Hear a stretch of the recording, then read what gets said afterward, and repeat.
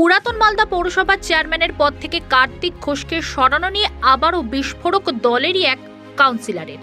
কার্তিক ঘোষকে সরানোর আগে জেলা তৃণমূল সভাপতি আব্দুর রহিম বক্সিকে সরানো উচিত মালদা জেলা পরিষদের সভাপতিকেও। লোকসভায় হেরেছে গোটা জেলা, এর জন্য দায়ী জেলা নেতৃত্ব। এতদিন চেয়ারম্যান কে হবে তার দর চলছিল, এখন সঠিক দাম পেয়েছে তাই দিয়ে দেওয়া হয়েছে। ঠিক আছে।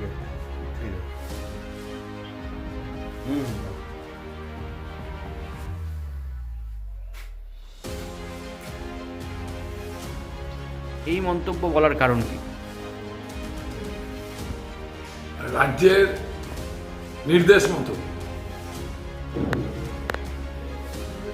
প্রাক্তন চেয়ারম্যান কার্তিক ঘোষ তিনি পদত্যাগ করেছিলেন।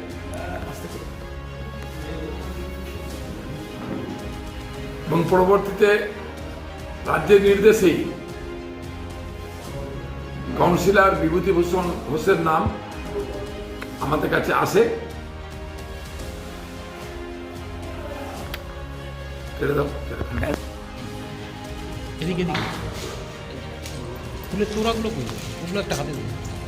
সবাই মিলে ধরো সব কাউন্সিলর তুলে ধরো। দিবে তো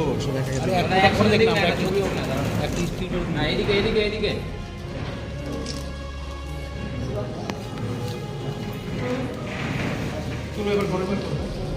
বাইকটা ধরে নি এখানে।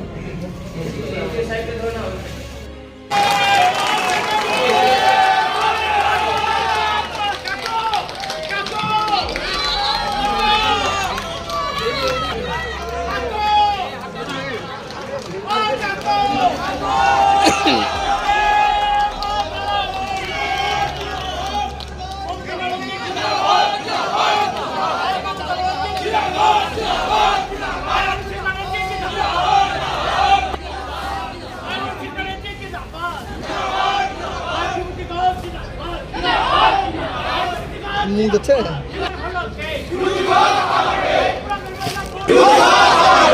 এলাকার উন্নয়ন করবে কে? এলাকার কাজ করবে কে?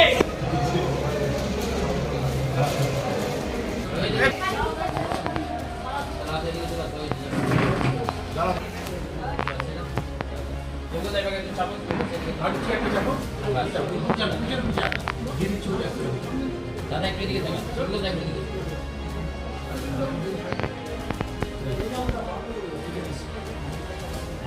जिंदाबाद जिंदाबाद अभिषेक बनर्जी जिंदाबाद जिंदाबाद আজকে চেয়ারম্যান হলো কে? বিভূতিভূষণ আমার কে? আজকের পৌর প্রধান হলো কে? বিভূতিভূষণ আমার কে? আজকের পৌর প্রধান হলো কে? বিভূতিভূষণ আমার কে? মানুষের আশীর্বাদ পেল কে? বিভূতিভূষণ আমার কে? জনগণের আশীর্বাদ পেল কে? বিভূতিভূষণ আমার কে? বিভূতিভূষণ জিন্দাবাদ জিন্দাবাদ জিন্দাবাদ বিভূতিভূষণ জিন্দাবাদ জিন্দাবাদ জিন্দাবাদ।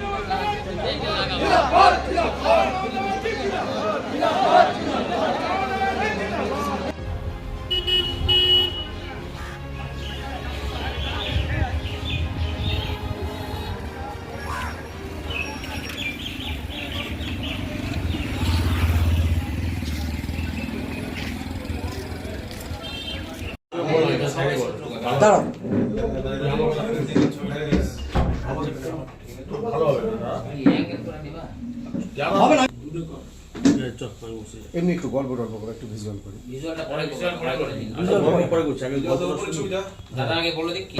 আমাদের তো জেলা সভাপতি বলেছে তো তোমাদের তৃণমূলের জেলা সভাপতি, তৃণমূল লোকাল তো মানুষ করে।